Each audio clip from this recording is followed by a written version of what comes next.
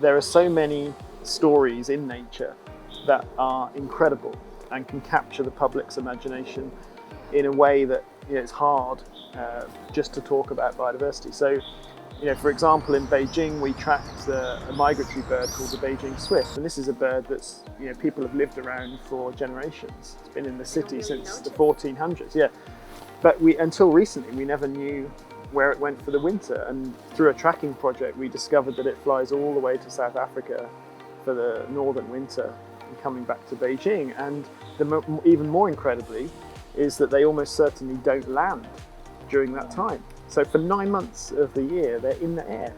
They're eating in the air, drinking in the air, sleeping in the air. And so this is people think, wow, really? How can they possibly do that? Kids would be so interested.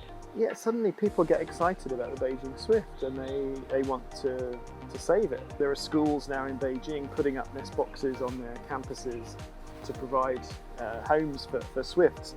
But kids writing to building companies asking them to make their new buildings more friendly for swifts. And this has all been inspired by this incredible story. And so I think the storytelling about nature is incredibly powerful. And I think a lot of responsibility really for conservationists and biodiversity scientists is finding these stories and involving the public and telling these stories in a way that makes people feel some emotional connection with these species. And it could be a bird, it could be a panda, it could be anything.